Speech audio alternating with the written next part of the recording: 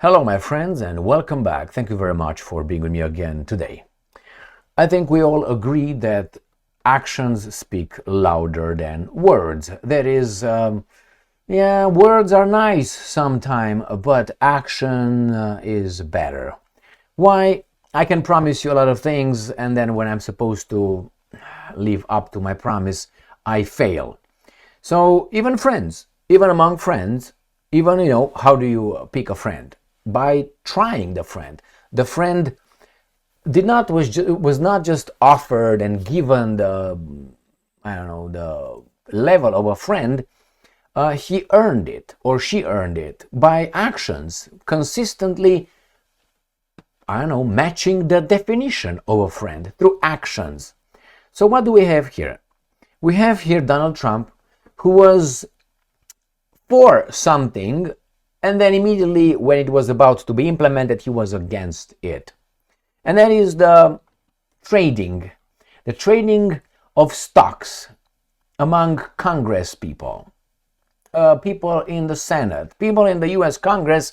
They can trade stocks, but they could have some inside information prior to something, and they can make the right decisions to enrich themselves. The examples, the coincidences, none of them, some of them were caught, but the coincidences is just fantastic. It's like you can write books or Hollywood movies about it. You can make them. So what's going on here? We have a congresswoman who really wants to ban the Congress people, the people in the Congress, to trade stock while during the duration of being members of the Senate or of the House. Why? They might get some information ahead of everybody else, and then they get a yield or a profit of about 300%, something you will never get. So Donald Trump was all for it, but when he heard that it might happen, he's all against it. How come? Well, that can tell you only one thing. I would like to have that knowledge. And besides, Donald Trump doesn't have to even oppose it. I will explain why. Donald Trump, does not have to oppose that. Why? Other people can do it for him. I'm going to show you how. This is the article from The Hill. Push to ban Lawmaker Stock Trading finds new life. And this is the person who wants that to happen. 2-year-long effort to ban members of Congress from trading stocks is back in the spotlight following a House Ethics Committee report that took issue with transactions made by a member's spouse, and after a Senate panel advanced legislation to prohibit lawmakers from making transactions. And some lawmakers are vowing to keep the topic front and center into the fall as they look to make headway on a matter that has mystified Congress. Leading that effort is Representative Ana Paulina Luna, a Republican of Florida, who plans to file a discharge petition on legislation to prohibit lawmakers and their immediate families from owning, trading, or controlling stocks. Now, I don't know about owning, kind of weird. What are they going to do, sell it all? Commodities or futures, directing lawmakers to divest their holdings within 180 days of the bill's enactment. I don't think that's fair here, to be with you. If the procedural gambit is successful, the legislation sponsored by Representative Tim Burchett, Republican of Tennessee, would hit the floor in the fall. But if the past is prologue, getting the measure over the finish line will be a tall task. Supporters, however, are optimistic they will find success. And I'm quoting, "I think America is aware of what's going on," Burchett told The Hill. And I'm quoting, "They know it's not natural for somebody to, day in and day out, pick stock and have a 100, 200, 300% return. And they're tired of seeing Congress members making $170,000 a year, retiring worth millions." While the idea of banning members from trading stocks is widely popular among the public, some lawmakers for years have balked at the push, raising concerns about the level of pay for members. A $174,000 salary, which has been frozen since 2009, constituting a 30% pay cut when adjusted for inflation. Yeah, but they are our servants. They are public servants. They are our people who do our job. Do you make $174,000?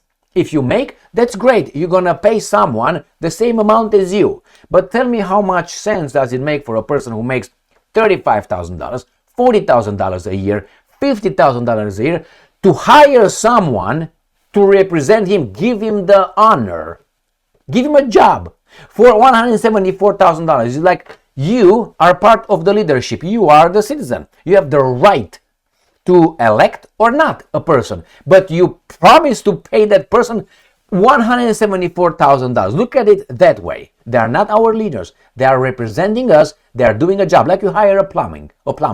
You hire a plumber, you fire a plumber. That's it. You make a deal. In this case, they are crying $174,000 a year. It's not sufficient. That's minus or not included other perks that they have, like housing and transport and many other things. No. They would probably get it to about $400,000 a year. But nevertheless, just saying, they're crying. Would you cry for 174? I mean, it depends how much money you make, obviously.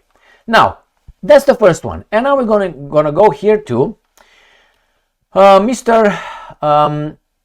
Trump. Why Trump? Obviously.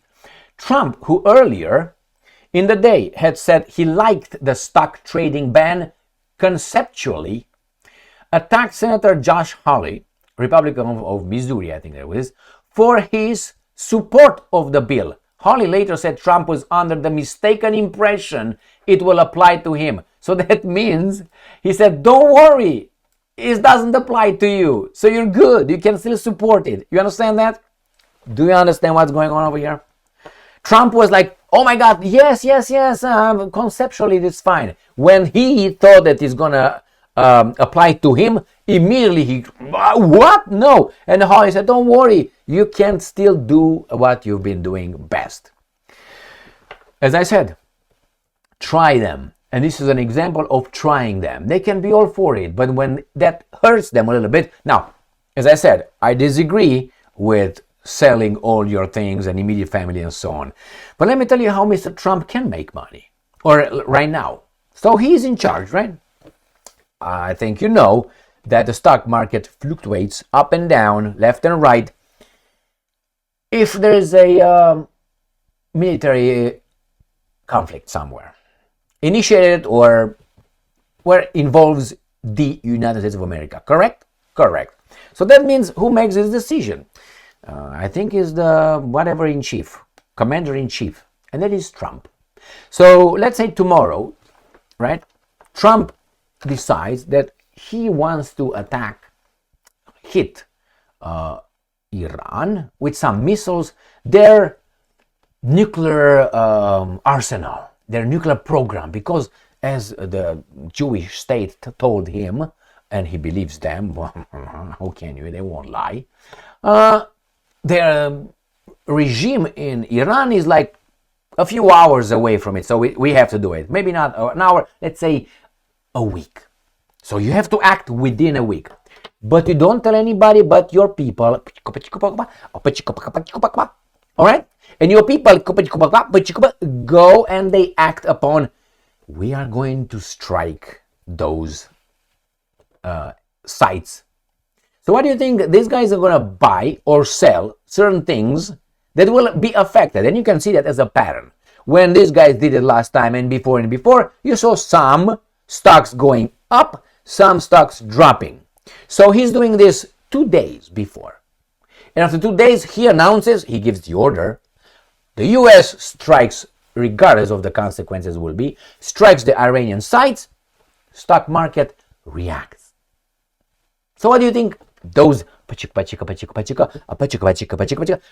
you think happens with those? That's why these advisors in the White House, they are so connected with their tribe. I mean, their people in order, and there are somehow the gurus of the stock market are certain people because they're good with money, better than you and I. But we don't have our advisors in the White House, don't do we? All right, my friends, here it is. Let me tell you a little story. Oh, what's the time? 10 minutes. You can leave if you want. You're a free person. Let me tell you a personal story. I had a person who, I'm going to tell you straight, a karate instructor. My initial karate instructor. He was, I knew him since I was a teenager, so trust was built. But with time, you realize that I say something and I do something else. And one day, I got married, or I planned to get married. And the marriage occurred in a different town. This trainer, coach, lived with me in the same town, not with me but in the same town. And I knew that I knew, based on previous experience, I knew that if I would tell him, here's the invitation, he's going to probably say, it's far away. And why? He already did it to another person. All right.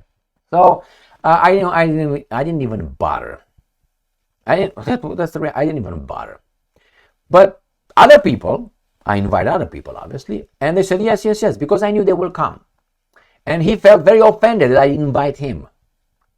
And 2 weeks before my wedding, and 2 weeks is 2 weeks, it's not like 3 hours. Even 3 hours it's a lot. But nevertheless, we met. I can't remember where we met, and he told me that I'm not a nice guy. That if he was offended, that was not a good thing I did. I said, what?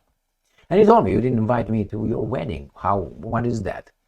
And I said, it's flat. I told him, at that time I was not a teenager anymore, obviously. I've been through life a little bit. And I said, yeah, because I knew, or most likely you would have say no, and I don't want to embarrass myself, bother to let you know.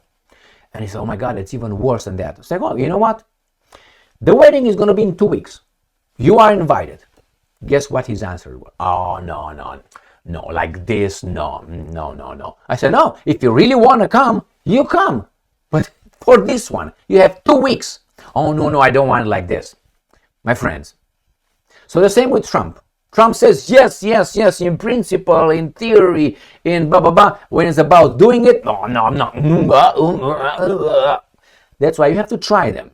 I didn't bother to try him because I already knew who this person was multiple times before. But he still felt insulted by my assessment of his past behavior. That's wrong. When you fuck someone up numerous times and you still think you're a good person and you don't realize that your record is as it is, like United States of America. These guys in charge of us, the elected officials and the bureaucrats, they think they have a perfect record politically in the foreign policy. They have a perfect record. They don't understand that the history, if you get the record, including the recent history, they failed. They are pieces of shit. Lied left and right. Involved the United States of America in aggressions for other interests, and so on. But if you talk to them, they're all exceptional. We still are exceptional. But don't look at the record. Look only to what I give you. This piece right here, this piece right here, and this piece right here. And that should cover everything else. It doesn't work that way. But they don't get it, or they don't want to get it. It doesn't mean that you're a billionaire necessarily, you're a good person. For them, that's what I'm rich. That means, yeah. Maybe you are rich by, you know what I mean? Thank you very much for being with me again today. So try people, try them. Stay strong, stay smart, look for the truth, and be just.